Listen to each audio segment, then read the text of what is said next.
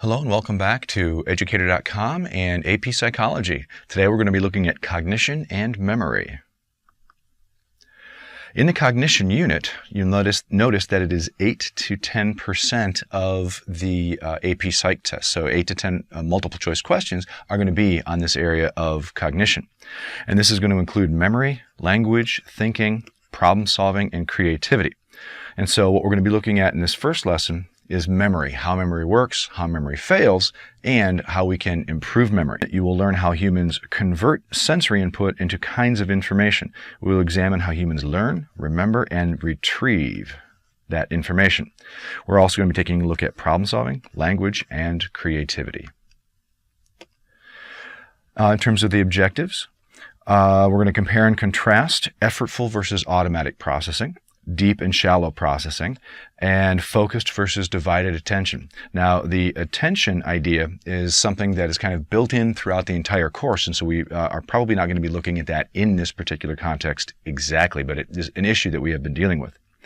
We're going to look at the physiological systems of memory, short-term memory and procedural memory, and then outline the principles regarding encoding, storage, and the construction of memories, and of course, strategies for memory improvement.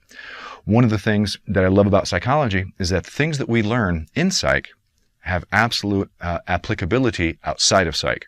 So you can take these ideas from this unit and use it for any course that you're studying. We're also going to be looking at biology, cognition, and cultural factors, and how that helps and hurts with language acquisition, development, and use of the words in the language that we have. We're going to be looking at problem-solving strategies, creative thought and creative thinkers, and some of the names that you're going to need to know: Noam Chomsky, Hermann Ebbinghaus, Wolfgang Kohler, Elizabeth Loftus, and George A. Miller. So, first demonstration, so hopefully you have a piece of paper and pen handy in front of you. But what I'd like you to do is to see if you can remember this 20-digit number that I'm about to give you. 1 7 7 6 1 8 1 2 1 8 6 1 1 9 1 4 1 9 4 1. Now, without writing it down, can you remember it?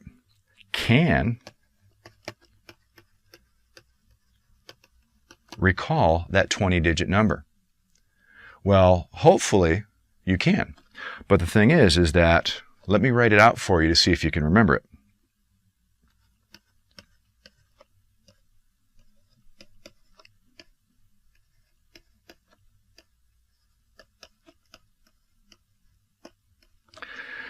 As you look at it there, do you notice any kind of a pattern?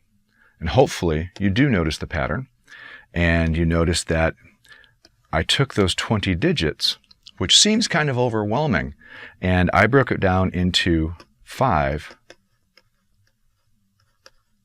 chunks. Because I was able to break it into 5 chunks, it makes it easier to recall.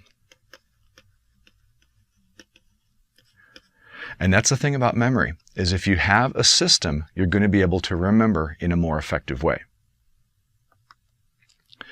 Second demonstration for memory.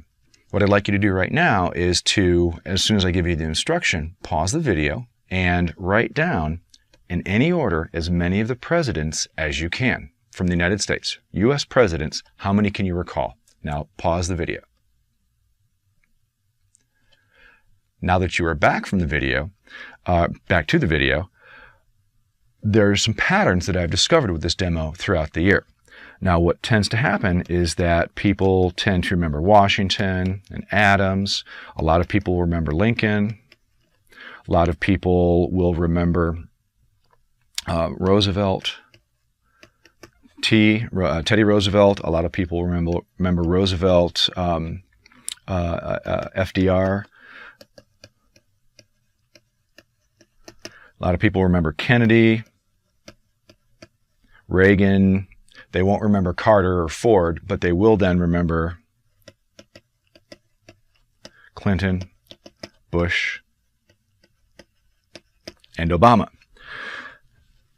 That is pretty standard. Now, occasionally, we're going to have, depending on when I do this in the course and during the school year, a lot of people will remember the presidents they happen to be studying in the U.S. history class at the particular time. And so what's going on is that your schema allows you to remember the early ones that are really important, like Washington and Adams, the big deal folks like Lincoln and Roosevelt, and then the more recent ones. And as a result, it's predictable. And who remembers Franklin Pierce? Not very many people. And that's because of, you remember the more recent, you remember the early,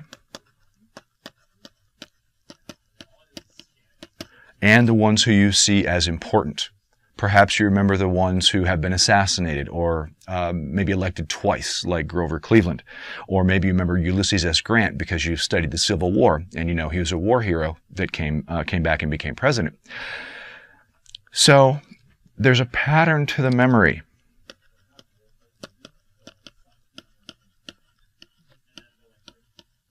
Meaningfulness is going to be an issue. Now what I'd like you to do